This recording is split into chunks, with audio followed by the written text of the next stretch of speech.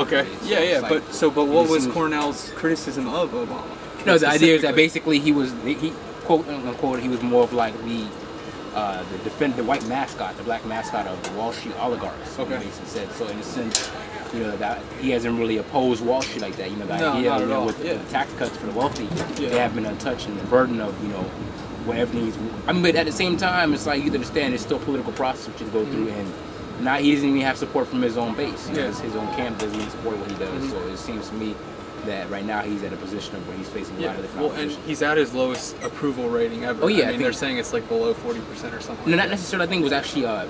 He had about 96% of the vote in his first election, and after he had dropped down to 85, and about 50% believe that he's actually really helped out.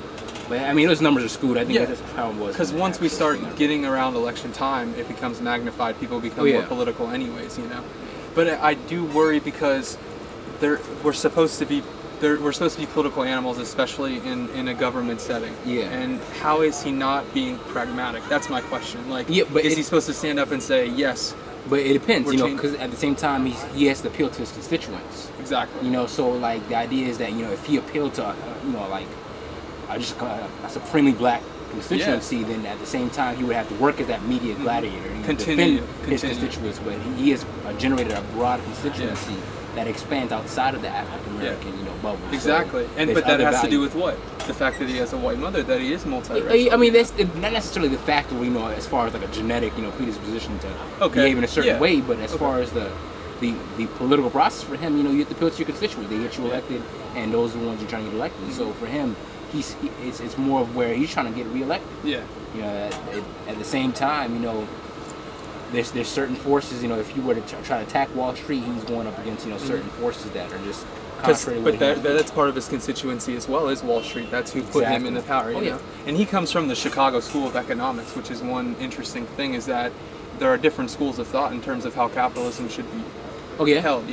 And he's from University of Chicago. I mean, it's not like he's not from an academic brain trust like Cornell was, or Tavis, Smiley. But the thing is that people fail to understand that the position of the media. The media is no longer, in a sense, America like the watchdog as far as where it shows the transparency of the political process. You see everything on Fox News and these distorted views, and people actually buy into that. People believe that idea, and so what it really is the media is used as a tool to either agitate or desensitize certain individuals. But that's interesting because I think that's the primary issue with like Obama and the black constituency, is that it's easy for Rick Perry to get up and say, "Come on, all you white Southern rednecks, you're gonna love me," and he'll only give to them.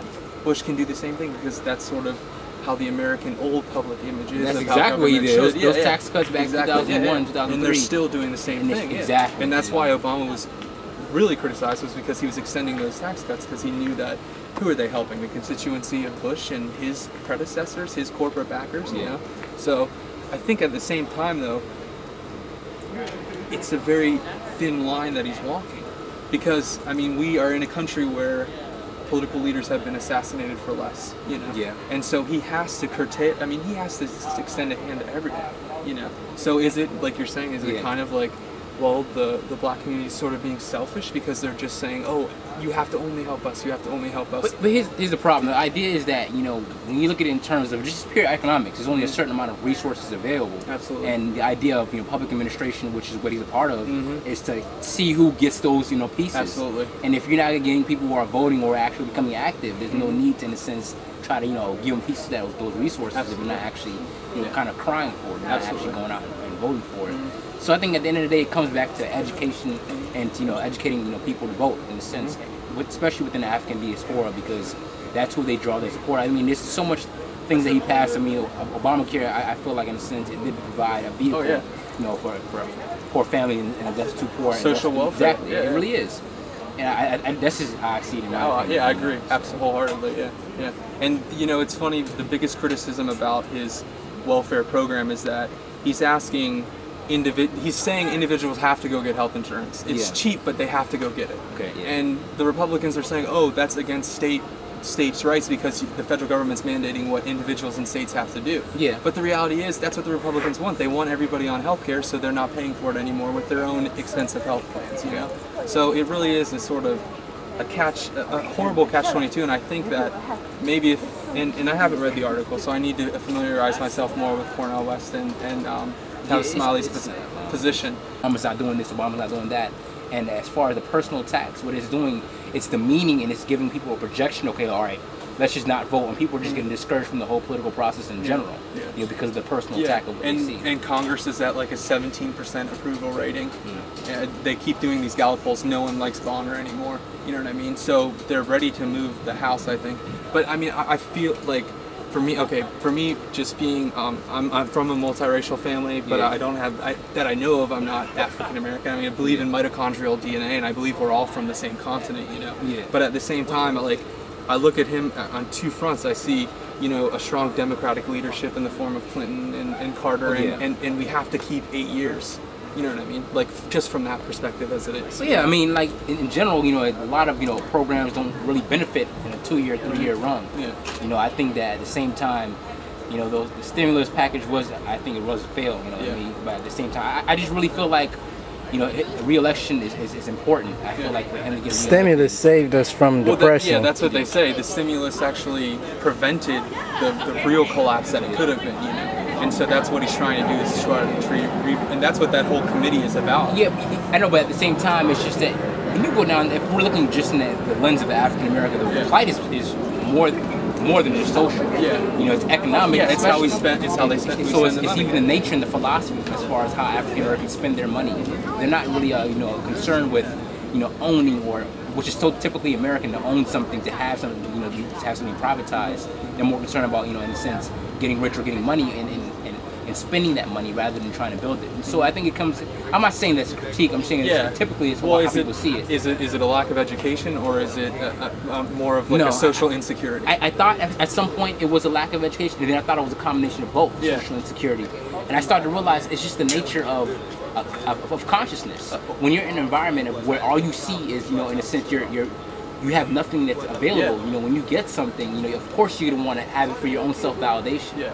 I mean, there's so much different arguments about how I can see that if you're in an environment, like I can see how some people in the hood, they think like how they do because it's all they know. And so they have to act in a certain way. They have to act in a desired manner just to survive. It's to that point of where survival instinct, and so they make decisions on a day-to-day basis, or they make decisions on what they see, what is actually presented in front of them. And so you can't explain to somebody the idea of the American concept of buying a home and you know, saving enough money and buying more homes and flipping more homes, or just accumulating wealth, because it's not realistic. It's not realistic in respect to what they're actually going through. You know, and that's just how I see it. Like so the regular. So any amount of education, any amount of inequality, or any kind of like identification isn't really going to shake the fact that naturally, you know, we're on the bottom of the economic food chain. And if you're on the bottom, then there's not much you actually can do in America. So then there's a lot more you can do, obviously, but I mean, as far as like a political process, you have to have money really. Absolutely. And in our, and it's a capitalist society, and you say the consciousness, and that's it. We're all stuck in that. So then I think maybe for Obama, a good approach for Obama would be, okay, I can't say I'm helping the black people because then I'm alienating the rest of Congress. That's the problem, you know. But at the same time, I'm addressing poverty. I'm addressing the realities of poverty. Oh yeah. And then the thing is that he's been trying to present himself as that defender of the poor, but his actions are a little bit different. You know what I'm saying? Like, you know, he'll buckle down and he'll cave in. You know, and that's part of the, you know, being a politician. You have to know when to compromise. You have to know when to stand your ground. Pragmatism. That's how it is. And you know, he's caving in certain values and there's certain things that are being passed that, you know, people are seeing like, why would you let that pass? That's just how, you know, some people see it. Like Cornell West, for example. Like, I don't know. I feel like, you know, at the end of the day, I read Democracy Matters, I read Race Matters, and his perspective is really like a picnic loss. He really just fiends for the poverty. He really does look out for those people. Well, maybe that's just the plight of all great social movements and capitalism, is that you're still holding on to that great revolutionary movement, and it still has not come yet. You know, and that's probably what Cornell West is really trying to say. You know. When are we really going to rise as a group? And now that we have this leader, when is he going to bring us up, you know? Yeah, but it's more of the identification of him, you know, being a black president. Some people don't really even find him as a black president. Yeah, you're right. I mean, naturally, you know, once you have like a drop of blood, you're black. Exactly, At the same time, you know. And that's funny because in say, if someone has just half black in them and they want to marry a white woman, you know, their family might say, no, you can't at all because you have that one drop. But here's a president who, for political purposes, they can say he's not black, or they can say he's not white, you know what I mean, whenever they want, just for criticism, you know. And I think you highlight that very good point in that it's the nature of our political discourse. There's no, it's not, even in